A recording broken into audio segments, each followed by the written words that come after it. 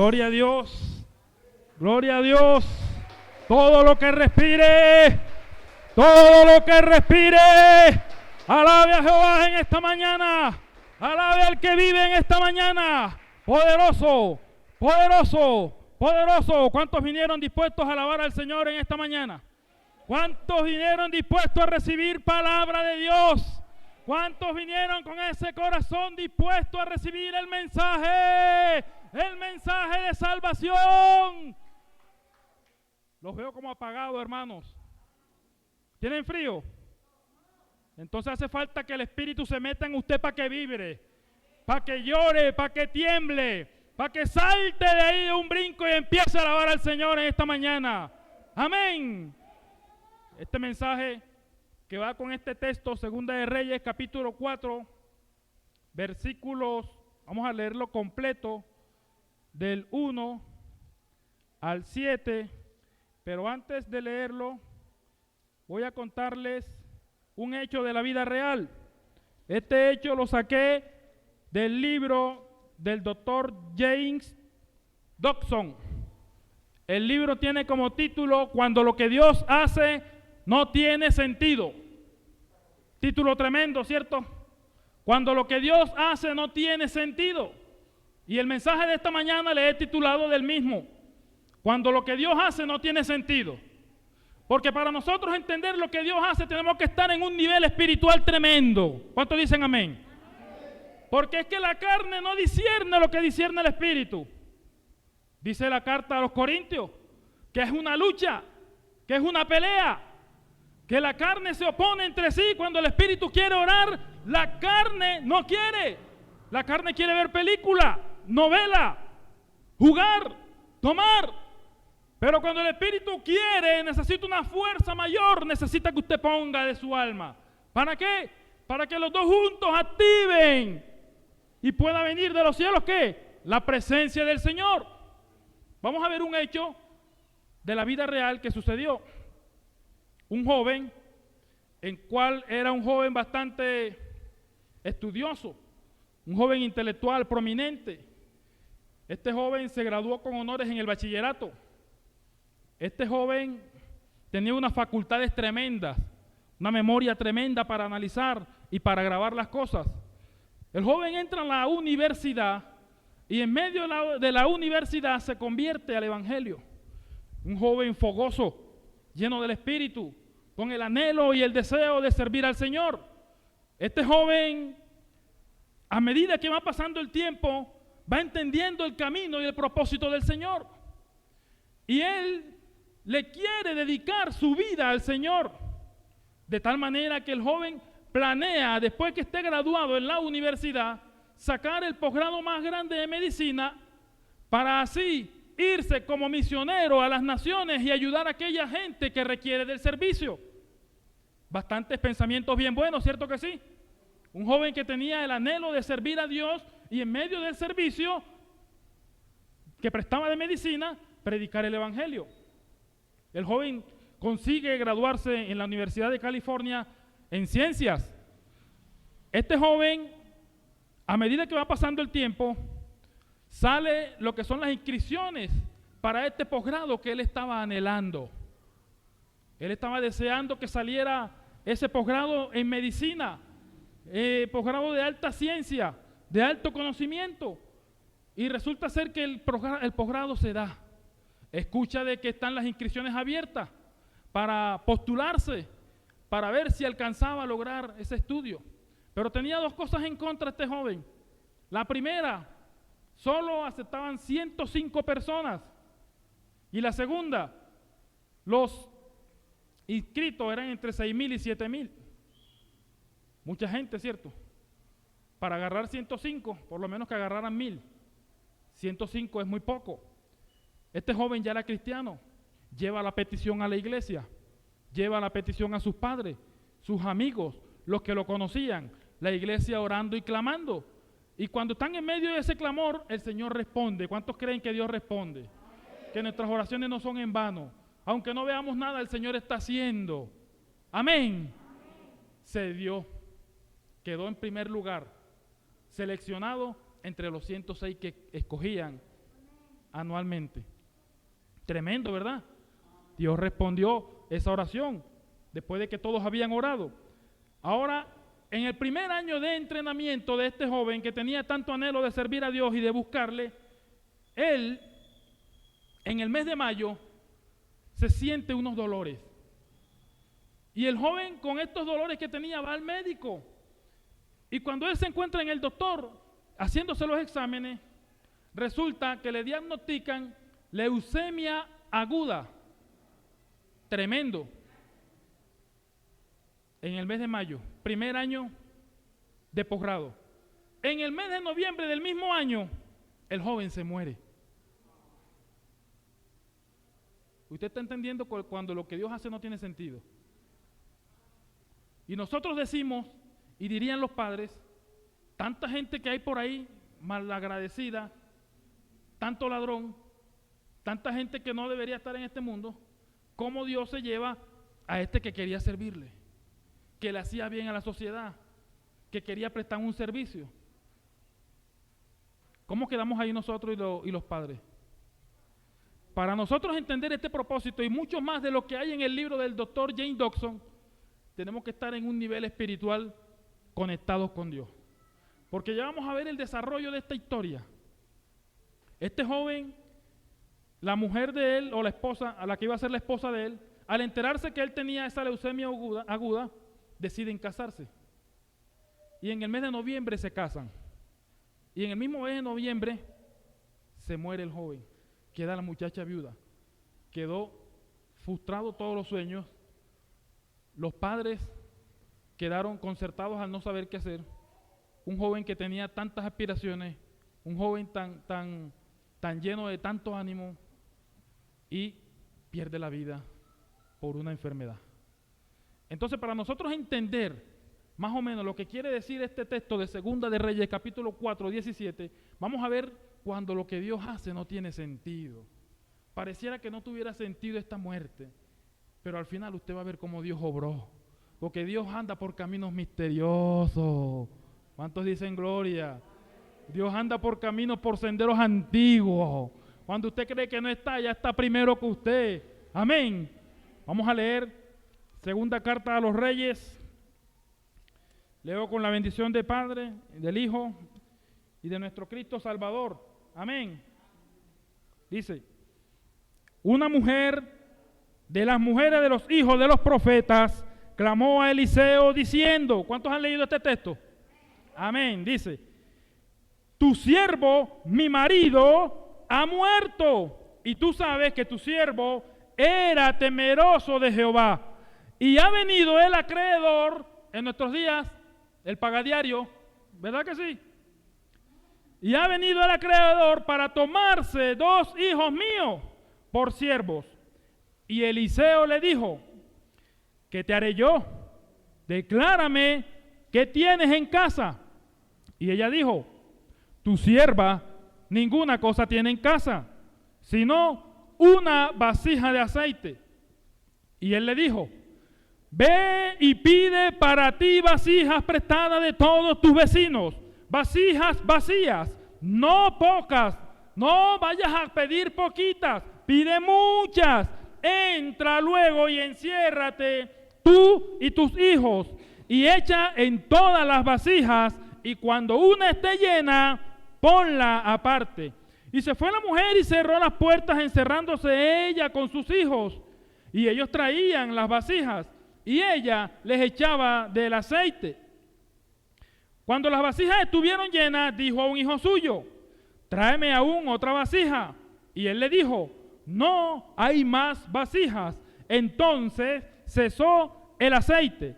Vino luego ella y lo contó al varón de Dios, el cual dijo: ve y vende el aceite y paga a tus acreedores, y tú y tus hijos vivid de lo que quede.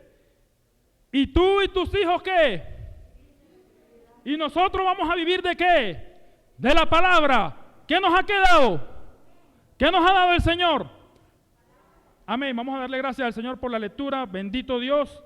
En esta mañana te damos las gracias por permitirnos escuchar tu palabra, Señor, porque tú eres el Dios precioso y te pedimos que tú obres en cada uno de los corazones. Señor, que tú puedas ministrar a cada uno de nosotros con esta palabra preciosa. En nombre de Jesucristo, amén. ¿Está entendiendo cuando lo que Dios hace no tiene sentido? Vamos a hablar un poco acerca del hombre que murió. Este hombre probablemente perdió la vida a causa de la malvada Jezabel. Para los que no saben quién es Jezabel, era la esposa del rey Acac. El rey Acac era rey de Israel. Ella era mala y perversa. Jezabel estaba en los tiempos del profeta Elías, estaba el profeta Eliseo. Cuando el profeta Elías estaba en su apogeo del ministerio de profeta, esta mujer malvada mandó a matar a todos los profetas, ¿se acuerdan? Ella mandó a matar a todos los profetas del Señor. Solamente en ese tiempo quedaban 3 sacerdotes. Y los 3 sacerdotes, el rey Acab no se metía con ellos porque el Señor ya les había dado señal. Y no iba a quedar la casa de Dios vacía, porque la casa de Dios nunca va a quedar sola. Siempre va a haber alguien allí que el Señor usa para ministrar. Amén. En ese momento, el rey Acab va y se enamora de una hacienda, digámoslo así de esta manera, o la viña de uno que se llamaba Naboc, ¿se acuerda? Y aquel hombre no se la quiso vender. Aquel hombre le dijo: no te voy a vender mi propiedad porque esto es tierra del Señor. Y aquel rey Acab, todo cabizbajo, se pone allí a meditar, triste, llorando porque Naboc no le quiso vender su hacienda. En ese momento llega la malvada reina Jezabel, que era bastante mala, y le dice: ¿qué haces tú llorando? Es que Naboc no me quiere vender la hacienda. Y ahí es cuando la reina le dice: ¿qué te pasa? ¿Tú eres bobo? ¿Tú no eres el rey? Presta para acá. Mandó a matar al dueño de la hacienda. ¿Has leído eso? Qué tremendo esa mujer. Mandó a matar al dueño de la hacienda y dice: toma, ahí tienes tu hacienda. Ahora voy a matar a los que quedan. Y mató a todos los profetas que quedaban. ¿Sí ha leído esa parte? Y el profeta Elías, en esos tiempos, usted recordará esta frase. El Señor le dice: anda al arroyo de Senaquerí. Y le dice: anda y dile acá que no va a llover durante 3 años y medio. Y Elías, ¿qué le dice? Señor, ¿cómo voy a ir yo para allá? Si allá está Jezabel y me va a matar. Y aquí es donde sale la famosa frase donde el Señor le dice, Elías le dice al Señor: solamente yo he quedado de los profetas. ¿Recuerda eso? Y el Señor le dice: no diga que solamente tú has quedado, porque yo me he reservado a 7,000 hombres que no han doblado sus rodillas delante de Baal. Amén. ¿Se acuerda? ¿Y quién era el sucesor del profeta Elías? Eliseo. O sea que había una escasez de profetas en los tiempos del profeta Elías. Se fue Elías arrebatado en el fuego, en el torbellino que hubo, que vinieron los carros de Jehová, que el varón Eliseo dijo: Dios mío, carros de Jehová han bajado, y se fue el profeta Elías, queda Eliseo. Entonces con el profeta Eliseo es probable que este hombre andaba, este hombre que murió, que era marido de esta viuda, ¿verdad que sí? Pudiera ser que este hombre que murió era uno de los 100 hombres que el sumo sacerdote Ahías, escúchalo bien, guardó en el lugar santo del templo, manteniéndolos por esos 3 años y medio a punta de pan y agua. ¿Ha leído esa parte? Un sacerdote valiente escondió a 100 personas en un recinto así más o menos. 3 años y medio comiendo pan y agua, porque de donde salieran de ahí los mataban. Pudiera ser que este hombre era uno de esos 100 que el sacerdote Ahías guardó. Pero el hombre murió. Pero dice la palabra que este hombre era temeroso de Dios. Este hombre le enseñaba a sus hijos. Este hombre le enseñaba a su esposa. Este hombre era irreprensible. Este hombre no tenía mancha. Este hombre tenía devoción por Dios. Este hombre era un hombre ejemplar, el cual tenía a Dios primero. Este hombre daba ejemplo. Este hombre andaba con Eliseo. Y Eliseo era terrible. en las manos de Dios. Eliseo era terrible en las manos de Dios. A mí me gusta Eliseo porque hizo unos milagros tremendos. Eliseo llega a la viuda y va donde Eliseo. ¿Pero por qué va donde Eliseo? Porque este hombre tal vez cuando estuvo en vida agarró un préstamo, tal vez para pagar su casa, tal vez para comprar enseres para su hogar, o para comprar una viña o algunos animales. No sabemos cuánto era, pero sí sabemos que era mucho dinero. ¿Por qué? Porque no querían llevarse a un solo hijo, sino que querían llevarse a los 2 hijos. Y aquí podemos deducir que los hijos estaban pequeños, porque si hubiesen estado grandes, ellos podían trabajar para mantener a la viuda. Así que vemos que los hijos estaban pequeños. Y ya estamos entendiendo cuando lo que Dios hace no tiene sentido. A esta mujer se le estaba derrumbando el mundo. Ya había quedado sin marido. Y déjeme decirle que una viuda en los tiempos de Elías y en los tiempos de Eliseo era algo terrible. Nadie quisiera ser una viuda en los tiempos de Elías. No es como los tiempos de ahora, que eso es muriéndose ya tiene el otro. Y perdóneme. ¡Ay, te fuiste! Y abrazando al otro, pero aquí está este. Me va a perdonar, pero es la verdad. Así es. Las viudas de ahora pueden trabajar, pueden andar por ahí, montar negocios, pero las viudas de antes no. Perdía el nombre, perdía la posición económica, perdía el respaldo de su esposo, perdía la casa, perdía lo que tenía que andar vestida de negro, sin maquillaje, sin nada de adornos. Nadie le iba a dar trabajo porque las mujeres no trabajaban en esos tiempos. Solamente la mujer era para tener hijos en los tiempos antiguos. La viuda era tenida como una mujer estéril. La viuda era tenida como una indigente. Y por eso el Señor tuvo que tomar cartas en el asunto, y en Éxodo 22, capítulo 10 en adelante, le dice: no desampararás a la viuda, ni al huérfano, ni al menesteroso. Donde quiera que vaya te apiadarás de ellos, los sostendrás y los mantendrás. Tuvo que tomar el Señor carta en el asunto, porque la viuda era tenida como nada. Igual que la mujer estéril también era tenida como nada. Era una afrenta ser viuda y ser estéril. Bien recordará el padre Abraham, bien recordará a Penina, cómo instigaba también, ¿cierto? ¿Se acuerda? Porque aquella era estéril, no podía dar hijos.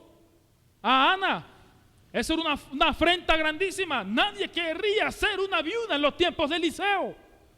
Aparte de que tenía que irse a una de las 3 ciudades de refugio que Dios había dado. Usted sabe que el Señor había colocado 3 ciudades de refugio. Una para los que habían matado a personas por error. Si por lo menos tú lanzabas una piedra al monte y había alguien allá y lo matabas, era culpa tuya. Fue un error que cometiste. Tenía que irte a una ciudad de refugio, de las de Benjamín o Manasés. Si tú robabas o habías hecho complot en contra de alguien, había otra ciudad para eso. Y las viudas tenían una ciudad con los menesterosos. ¿Sabía eso? Las viudas iban, bien se recordará que había un hijo de Saúl que se llamaba Mefibosé. ¿Dónde estaba Mefibosé? Que era lisiado de los pies, no podía trabajar, no podía caminar, había perdido el reinado también. ¿En qué tierra estaba? En la tierra de Lodebar. Lodebar es tierra de no palabra, donde no llega la palabra, donde no llega el aire, donde no llega nada, no hay negocio. Esa tierra inhóspita es donde vivían aquellas personas que no podían sustentarse por sí mismas. Esta viuda estaba a punto de ir hacia allá. Ya estaba a punto de perder a sus hijos. Estaba pasando por una soledad tremenda y terrible. Hermano, se le hundió la economía. Está a punto de perder el nombre y perder todo. Y los 2 hijos que la van a sustentar también está a punto de perderlos. ¿Por qué perderlos? Porque tenían que esperarse hasta el año 50 del jubileo. ¿Me está entendiendo? ¿Alguien sabe qué es el jubileo? 7 semanas de año, 49, y el día 50, ¿qué es? Pentecostés. ¿Pentecostés qué es? Año de jubileo. ¿Año de jubileo qué significa? Deuda pagada para todo el mundo. Esclavo, libre, todo. ¿Sí están entendiendo? Tenía que esperarse hasta el año 50 del jubileo. Quiere decir que si los muchachitos de esa viuda tenían entre 12 y 13 años, los iba a ver a los 63.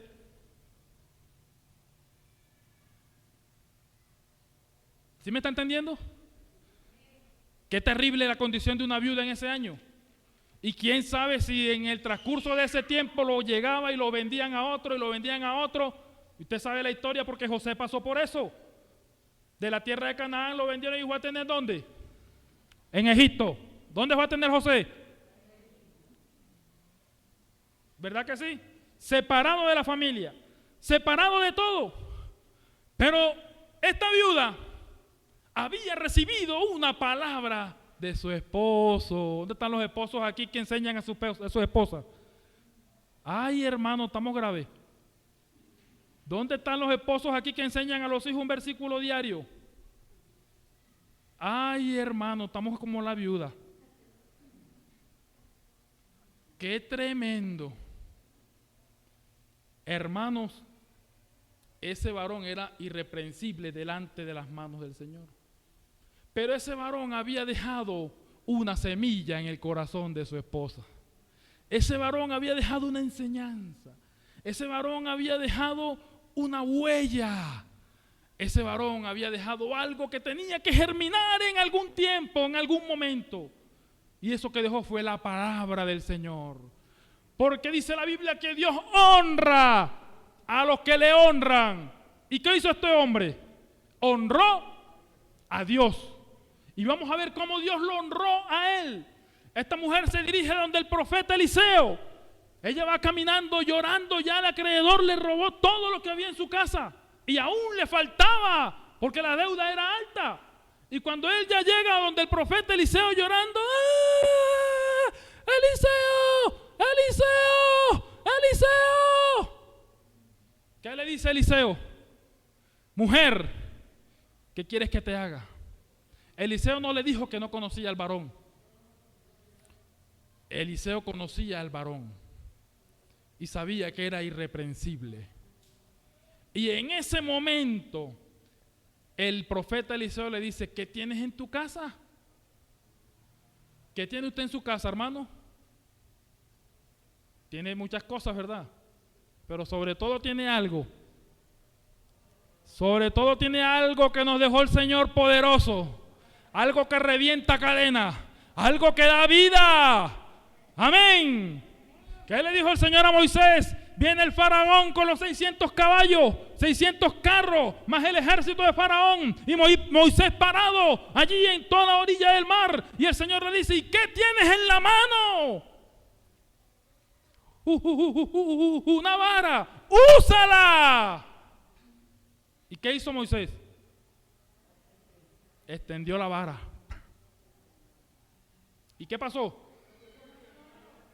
Es que Dios te da la herramienta, pero como no sabes usarla porque no tienes experiencia, viene el enemigo y te la trata de quitar. Pero la herramienta está.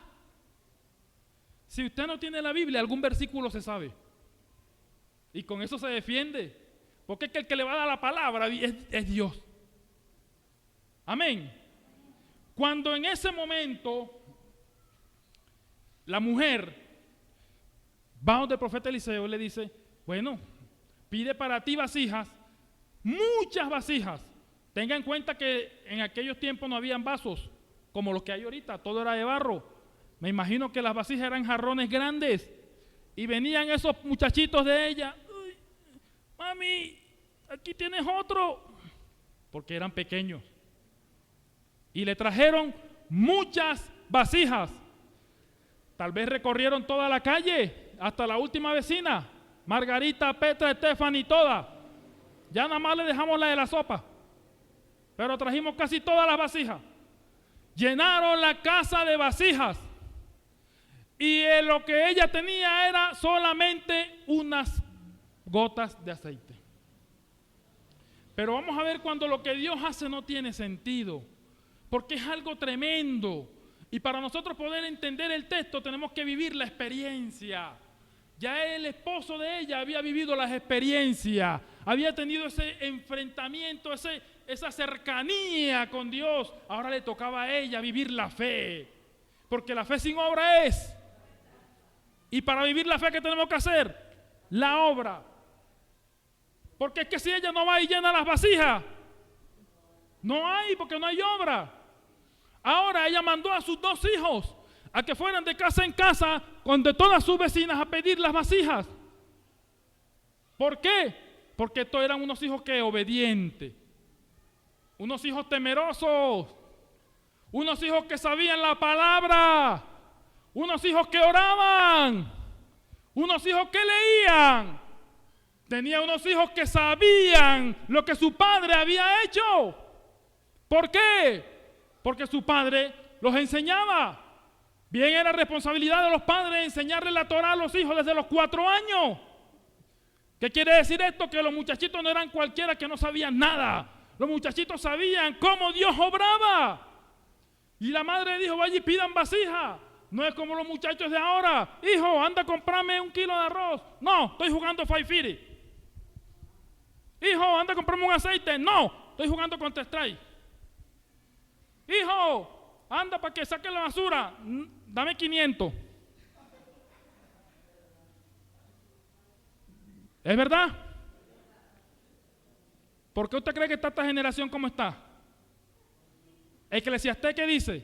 Instruye al niño en tu camino para que cuando fuere viejo.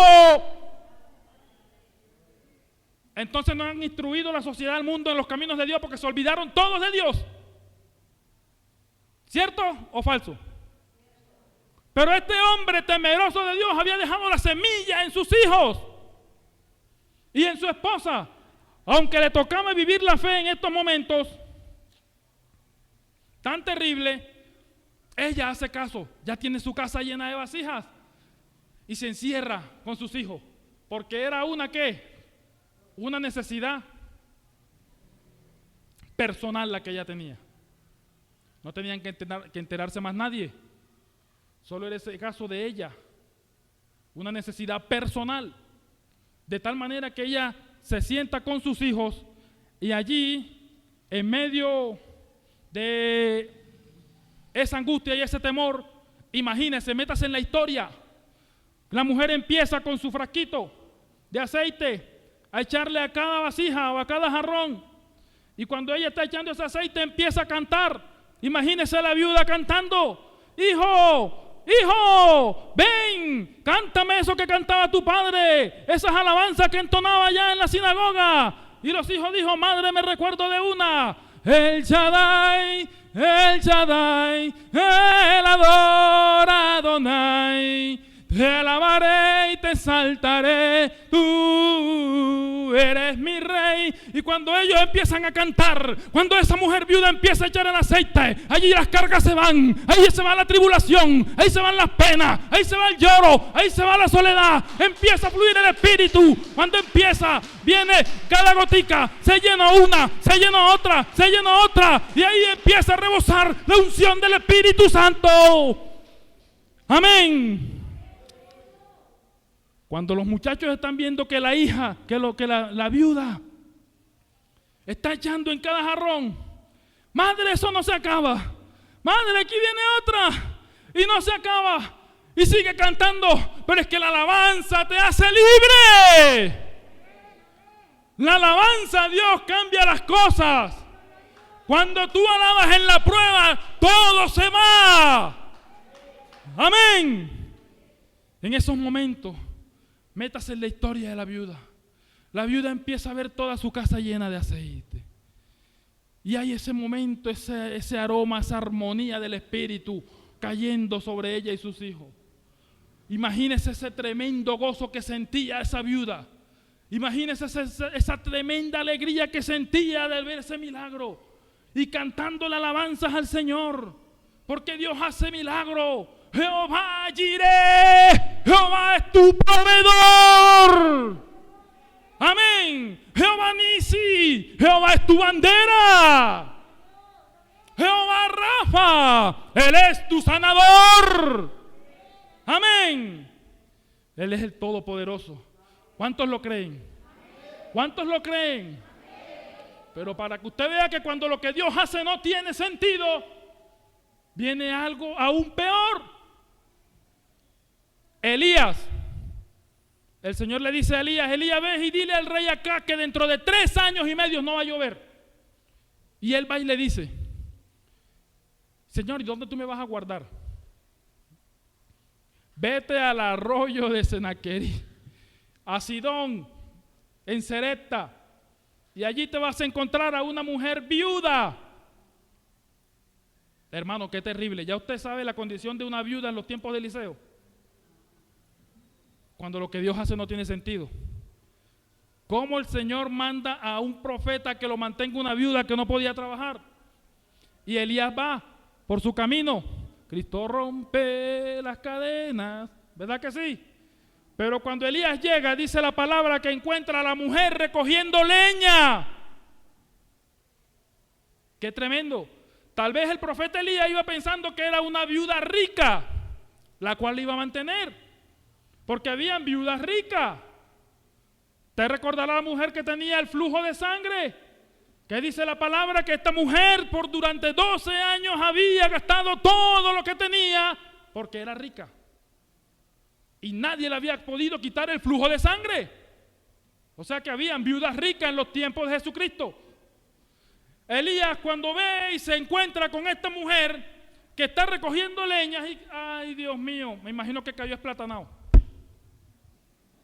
¿Para dónde? ¿A dónde fue que me mandó el Señor a mí ahora? Ahora es que una viuda me va a mantener. Yo creía que era rico, ahora es que recogiendo palo, ahora tengo que ayudar a hacer el fogón.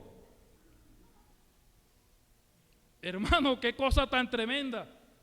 Para que usted vea que cuando lo que Dios hace no tiene sentido, si no está en el Espíritu no se lo encuentra. Si no está en la unción, bajo la unción no se lo encuentra. Si no entiende el propósito de Dios, no se lo encuentra.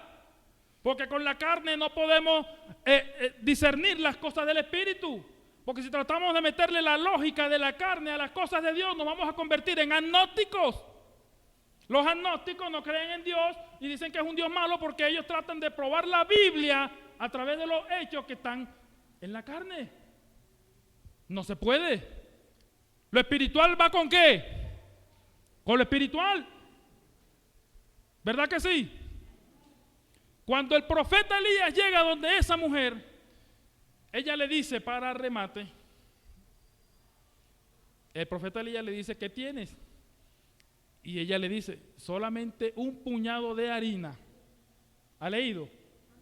Y le da una buena noticia: con este puñado de harina voy a comer yo y mi hijo y nos vamos a morir porque no hay más nada.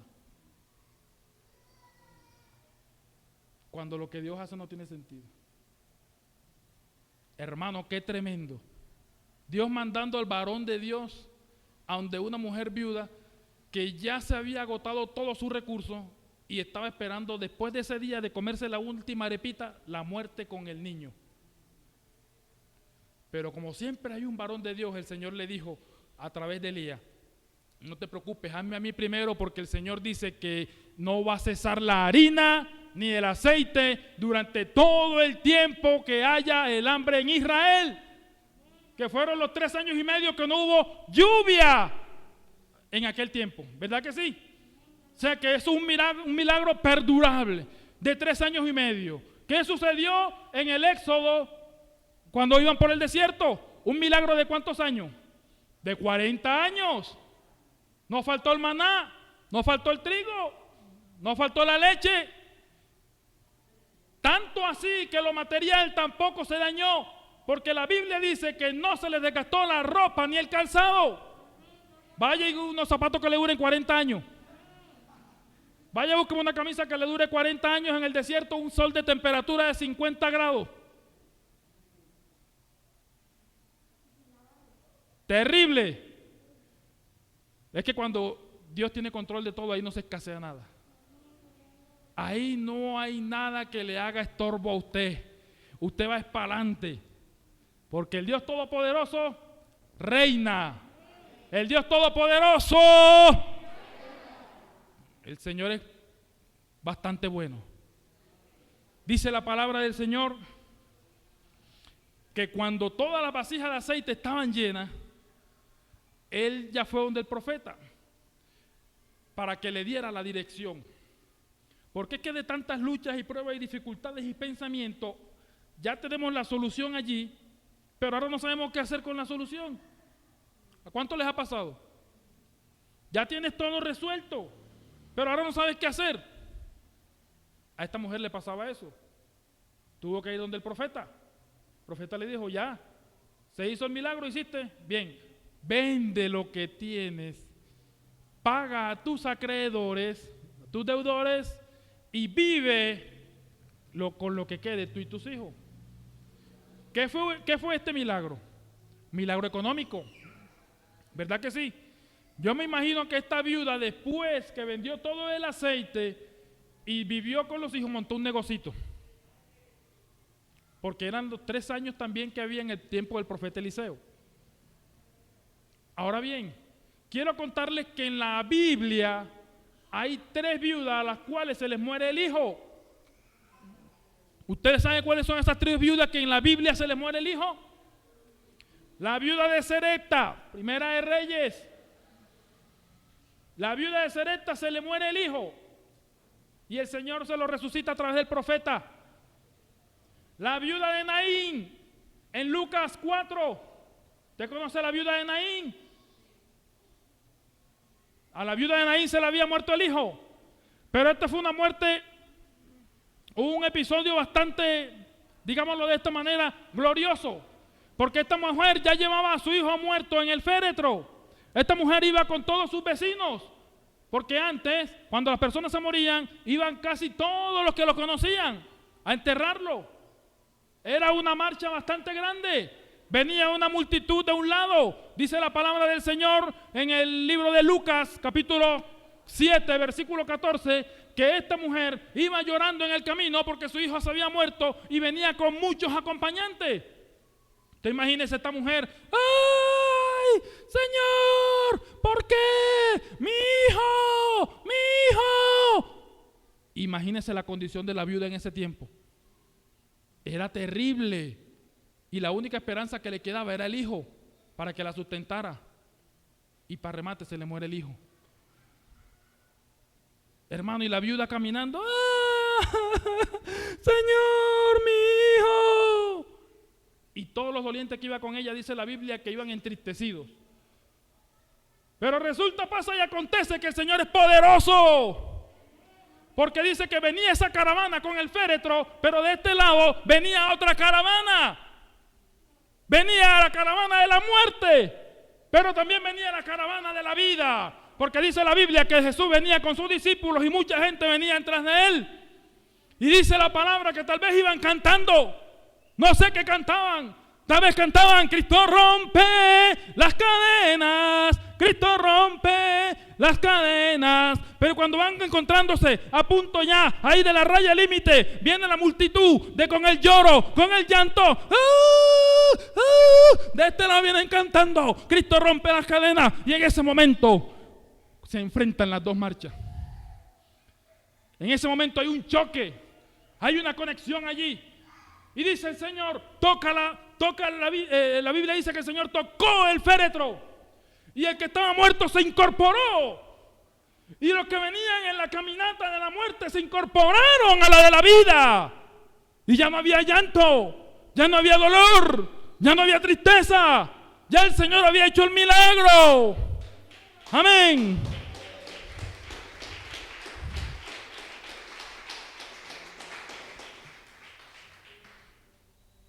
Porque cuando Cristo se atraviesa en tu camino y en el mío, hay vida. Usted y yo estábamos muertos en delitos y pecados.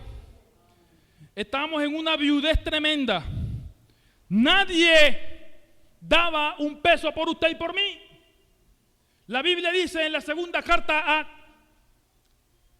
Colosenses 2:14, que Él quitó el acta de los decretos que teníamos en contra nuestra. ¿Qué quiere decir? Que estábamos condenados. Había en el ámbito espiritual una acta que decía: todos los terrestres son míos, están condenados a muerte, por cuanto todos pecaron, están destituidos de la gloria de Dios. ¿Sí lo recuerda? Y dice que Él quitó el acta de los decretos, clavándola en la cruz para que usted y yo tengamos hoy vida. Por eso es que yo alabo a Cristo. Por eso es que tenemos que estar contentos y agradecidos de que el Señor nos dio vida y ya Él nos ve sentados en lugares celestiales con Cristo Jesús. Usted se ve aquí, pero ya Dios lo ve allá. Ahora, si usted pierde la salvación, ya eso es culpa suya. ¿Sabía que la salvación se pierde? Pero no por Dios, por culpa suya o por culpa mía. Cuidad vuestra salvación con temor y temblor. Nadie os mueva de nuestro modo de pensar, ni por doctrina, ni por ángel, ni por cualquier cosa. La palabra de Dios es tremenda. La tercera viuda es la viuda María, la madre de Jesús. ¿Verdad que sí? José se había muerto. El encargado del hogar era el Señor Jesucristo. Cuando Jesucristo está en la cruz, Jesucristo viene y le dice a Juan, el que escribió el Apocalipsis, le dice: Juan, madre, he ahí tu hijo. Hijo, he ahí tu madre. Encárgate tú ahora. Ya Juan estaba grande. Tenían el oficio que les había dejado José: carpintería, hacer mesas, jarrones, silla.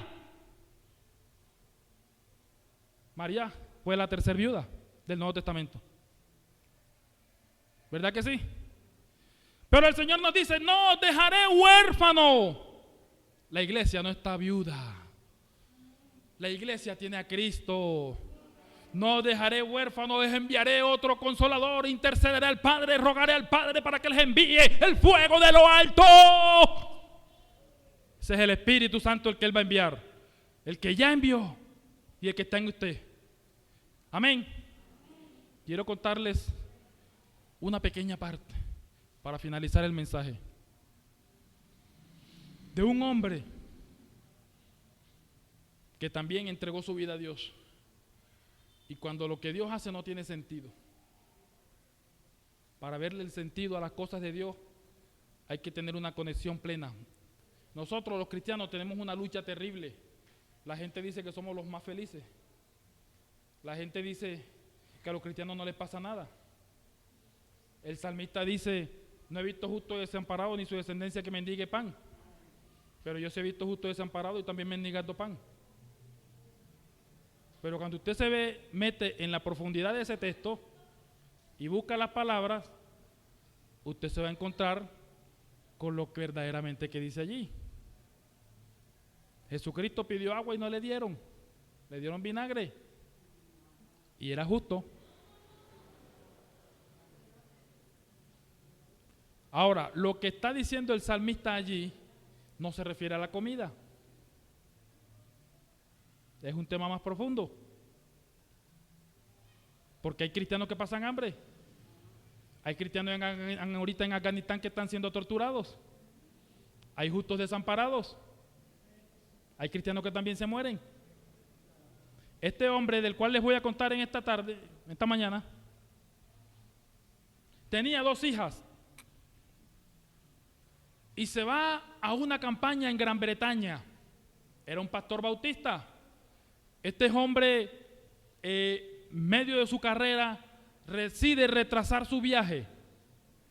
Y cuando él retrasa el viaje, en medio de, ya estaban esperándolo para la campaña, salen lo que son los boletos para estrenar el barco llamado Titanic, que tal vez muchos han escuchado de él. ¿Han escuchado del Titanic?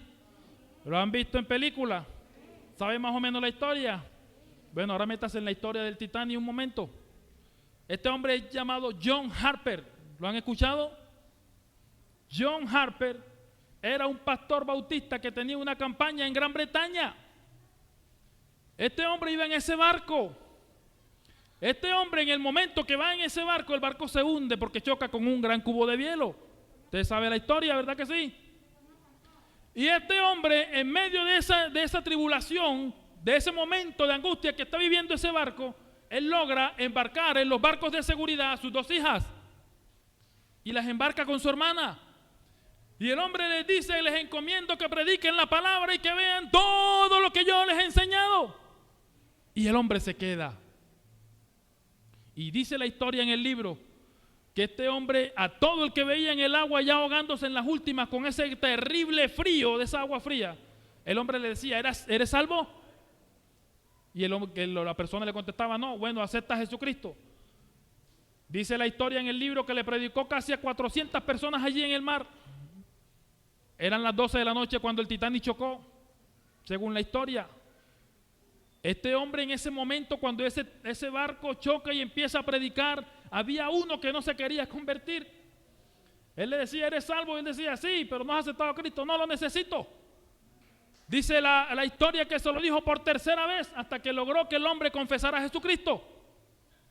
Y el hombre estaba agarrado de un tronco ya en las últimas, tenía el cuerpo totalmente congelado por ese terrible frío que había en ese mar.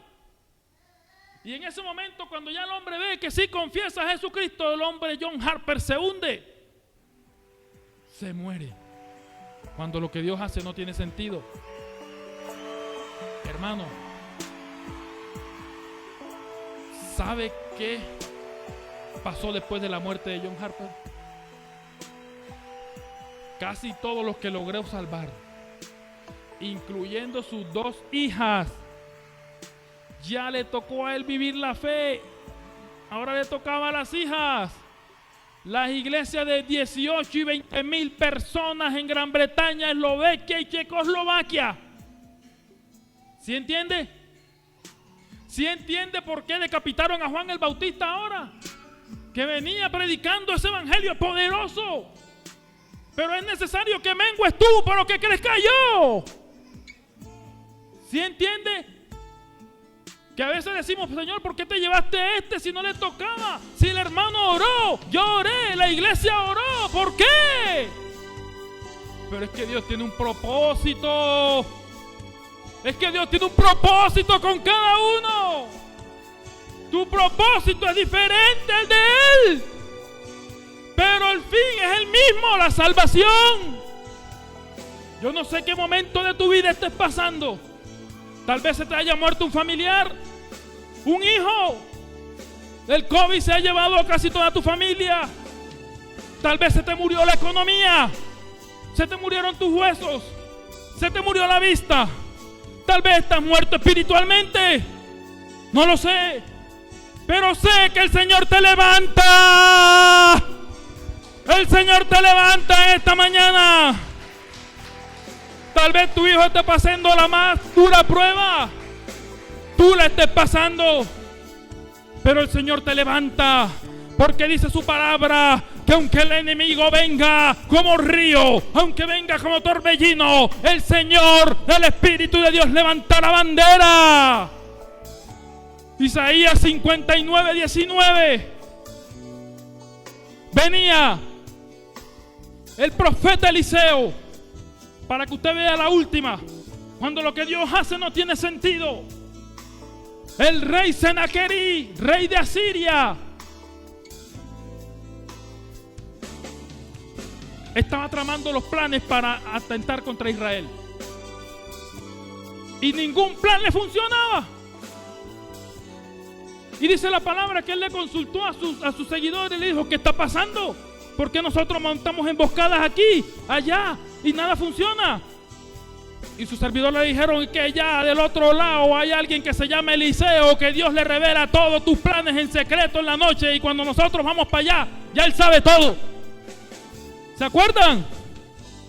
Tremendo. Entonces el rey Senaquerí decide buscar a Eliseo. Vea lo que Dios hace, que no tiene sentido. 1.000.000 de soldados, dice la Biblia. ¿Lo han leído? 1.000.000 de soldados contra uno. Ese rey mandó a buscar al profeta Eliseo. Fue él mismo con 1.000.000 de ejército. Y dice la palabra del Señor que Eliseo lo que dijo, ¿sabe qué dijo? Señor, cierra los ojos de todos, cégalos, y todo el millón del ejército del rey Sennacherib quedó ciego. ¿Y sabe qué hizo el profeta Eliseo? Se fue y les dijo: vengan, síganme, venga para acá. Iban en trencito. Eliseo con 1 millón de soldados atrás, con el rey Sennacherib. Imagínese eso, métase en la mente, imagínese eso. Van caminando, ve acá, el trencito. ¿Sabe dónde pusieron a toda esa gente? En Egipto. Porque el rey de Egipto era el contrincante de este. Y estaba aliado con otros más. Y el profeta le dijo: Señor, ahora abre los ojos de esto para que vea dónde están. Y abrió los ojos. Cuando el rey vio que estaba en contra del enemigo, que estaba también buscando para matarlo, me imagino que se le cayó la boca. Cuando lo que Dios hace no tiene sentido. Dios libró a un hombre de 1 millón. ¿Usted sabe cuántas veces Dios lo ha librado a usted de la muerte? ¿Usted sabe cuántas veces usted ha estado al borde de la muerte y el Señor dándole la oportunidad? ¿Usted sabe cuántas veces Dios ha librado a un hijo suyo?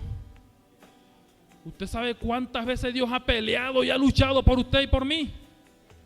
¿Usted sabe cuántas veces el enemigo lo ha tenido a usted con la mano ahí, que es que hoy te mato, pero el Señor te dice: pero es que no, es que Él es mío? Y somos desagradecidos con Dios. ¿Sabe qué dice la gente? La gente dice que en esta pandemia hay una iglesia por cada casa. Mentira. Si hubiera una iglesia en cada casa, hubiera un avivamiento mundial. Antes la gente ahora está peor, toma más, se emborracha más fiesta, más pachanga. Afganistán prendido, la gente huyendo, el fuego, Italia, España, Europa, todo eso se está quemando. Terremoto Haití 7.2, acabó con casi toda la isla. Porque para los que no sabían, Haití es la ciudad más bruja de toda Centroamérica. En Haití es tan grande la brujería que la persona que se muere camina durante 40 días. En Haití la brujería es tan grande que si un cristiano va en un avión no puede aterrizar. Si Dios no permite a ese cristiano ir a Haití. Porque es tan grande el satanismo, tienen los 7 niveles de satanismo. Es tan grande el satanismo que hacen que el avión empiece con turbulencia. Ahí viene un cristiano y no lo dejan entrar. En Haití, la brujería es tan grande que los haitianos se desaparecen. ¿Usted cree que es mentira? ¿Usted cree que los brujos no se desaparecen? Los brujos se desaparecen. Los brujos se devuelven brisa. ¿Usted cree que es mentira? ¿Sabe cómo lo hacen? Agarran un gato vivo, lo meten en una olla de agua hirviendo. Y cuando está allí, que está hirviendo, el satanista, ese es el primer rango, abre la tapa, mete al gato negro vivo y la tapa de una vez. Ya cuando el gato está muerto totalmente, lo sacan por la cola. Ese es el primer rito. Cuando el satanista quiere hacer eso para librarse de la muerte o para librarse que lo agarre la policía o alguien en una de esas fechorías que quiere usar, él puede usar eso. Invoca a través de tres cosas que hacen aquí en la mano. Ellos hacen 3 cosas aquí. Por lo menos quiere robar un banco y se quiere desaparecer. Roba el banco, hace lo que va a hacer y se desaparece y no lo ve nadie. No lo ve nadie, es tremendo. Cuando sacan el gato, tiene que estar frente a un espejo. Cuando él está en el espejo, para él poderse volver invisible, tiene que ir pasándose cada hueso del gato por la nariz. ¿Sabe para qué? En uno de esos huesos, él va a ver en visión lo que sufrió el gato. ¿Sabe cómo? Se está pasando el hueso y ahí va a ver enseguida. ¡Ah! El gato lo va a ver en ese momento. En ese momento tiene la oportunidad de convertirse en brisa o en aire, una sola vez. Pero eso también tiene algo difícil, que es que esa persona que hace eso se le resta 1 año de vida. Es tremendo. Hermano, lo que quiero llegar con todo esto es que tenemos que afirmarnos en los caminos del Señor. Tenemos que instruir a nuestros hijos. Lo que usted esté pasando, no le diga que es despropósito del Señor. Antes diga, este es propósito de Dios. Pasó porque Él lo quiso así. Amén. Que Dios me los bendiga en esta mañana. Que Dios me los guarde en esta mañana. Amén. Amén. ¡A su nombre!